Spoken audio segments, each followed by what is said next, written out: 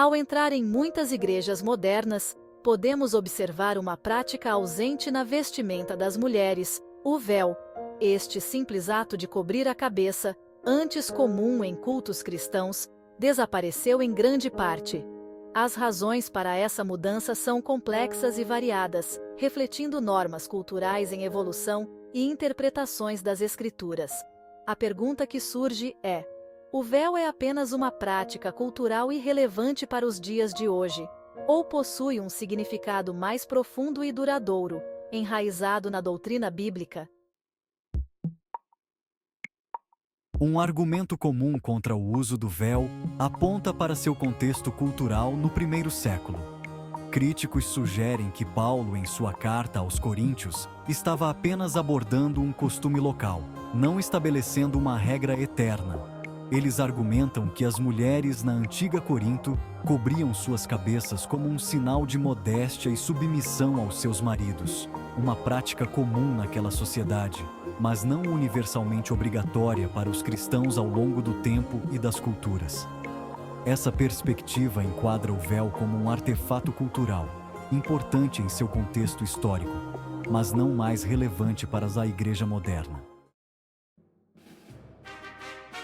No entanto, um exame mais aprofundado de 1 Coríntios 11 revela uma profundidade teológica que transcende a mera acomodação cultural. Paulo fundamenta seu argumento para o uso do véu não nos costumes da época em Corinto, mas na própria ordem da criação.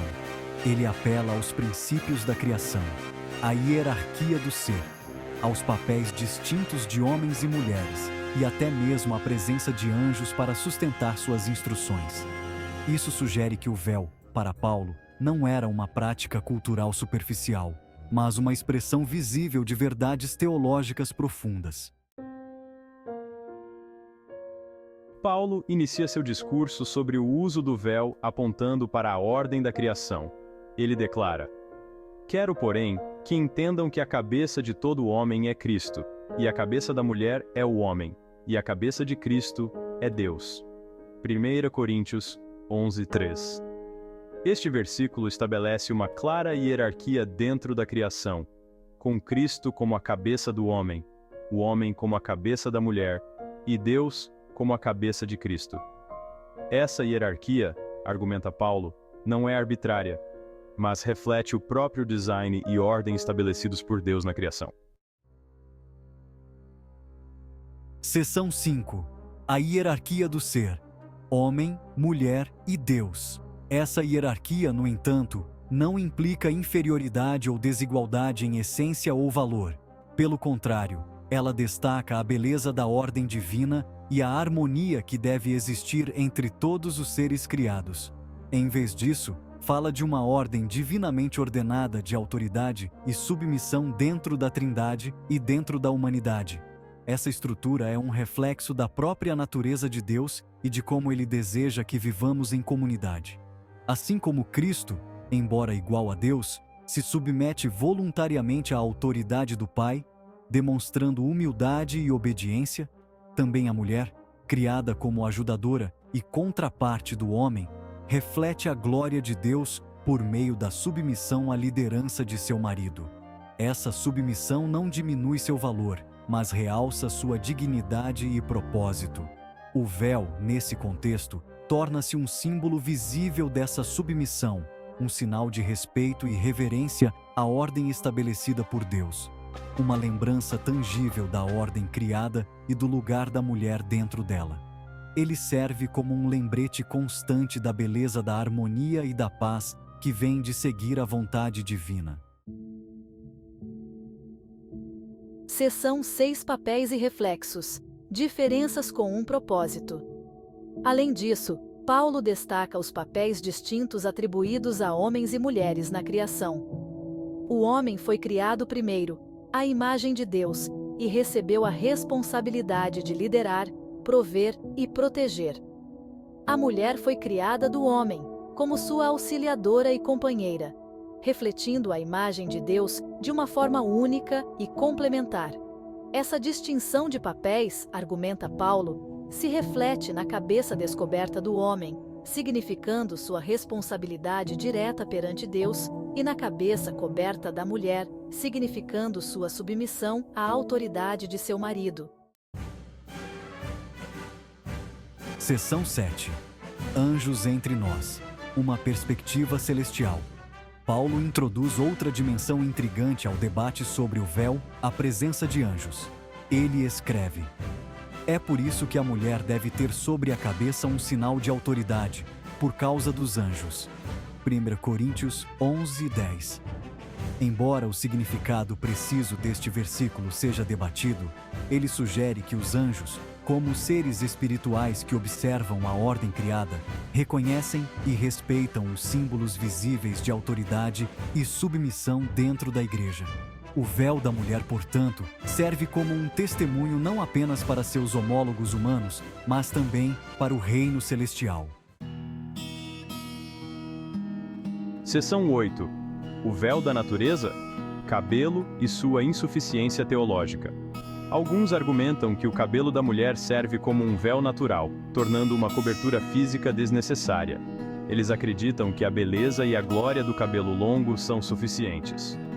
No entanto, Paulo aborda esse argumento diretamente, afirmando: ou não ensina a própria natureza que é desonra para o homem usar cabelo comprido. Mas se a mulher tem cabelo comprido, é sua glória, pois o cabelo lhe foi dado como cobertura. 1 Coríntios 11, 14, 15. Paulo enfatiza que o cabelo longo é um presente natural. Ele distingue entre o cabelo natural da mulher, dado como sua glória, e o ato deliberado de cobrir a cabeça durante a adoração, o que significa sua submissão à ordem estabelecida por Deus. Este ato de cobrir a cabeça é um símbolo de respeito e reverência. Seção 9. Um legado revelado. 2 milênios de prática. A prática do uso do véu entre as mulheres cristãs continuou por séculos após a Igreja de Corinto.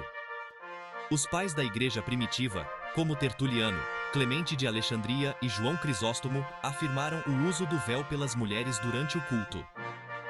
Essa prática não se limitou a uma região ou denominação específica, mas foi observada em todo o mundo cristão, das catacumbas de Roma aos mosteiros da Irlanda, como uma expressão visível da verdade bíblica e um sinal de reverência diante de Deus. Seção 10. O século XX. Abandonando o véu. O século XX testemunhou um declínio significativo na prática do uso do véu, coincidindo com mudanças culturais mais amplas e a ascensão do feminismo. O véu, antes visto como um símbolo de piedade e submissão, tornou-se cada vez mais associado à opressão e a papéis de gênero antiquados. Muitas igrejas, influenciadas por essas correntes culturais, abandonaram a prática, interpretando 1 Coríntios 11 através das lentes do relativismo cultural, e não de princípios bíblicos atemporais. Seção 11. A relevância do véu. Um símbolo atemporal para os dias de hoje. Apesar de seu declínio em popularidade, o uso do véu pelas mulheres durante o culto permanece uma prática relevante e significativa para as mulheres cristãs hoje. O véu, muitas vezes visto como uma tradição antiga, ainda carrega um profundo significado espiritual e cultural. Serve como um lembrete visível da ordem criada, dos papéis distintos de homens e mulheres e da importância da submissão à autoridade de Deus. Este simples pedaço de tecido simboliza a beleza da criação divina e a harmonia dos papéis designados por Deus. Não é um símbolo de opressão, mas de reverência, uma expressão tangível da realidade interior de um coração rendido a Cristo. O véu é um testemunho silencioso da fé e da devoção, uma maneira de mostrar ao mundo a profundidade do compromisso com os ensinamentos de Cristo. Em um mundo frequentemente confuso sobre os papéis de gênero e o plano de Deus, o véu permanece como uma declaração contracultural, uma proclamação silenciosa, porém poderosa, da verdade eterna de Deus. Ele desafia as normas modernas e convida todos a refletirem sobre a sabedoria e a ordem divina. oferecendo uma perspectiva que transcende o tempo e as tendências passageiras.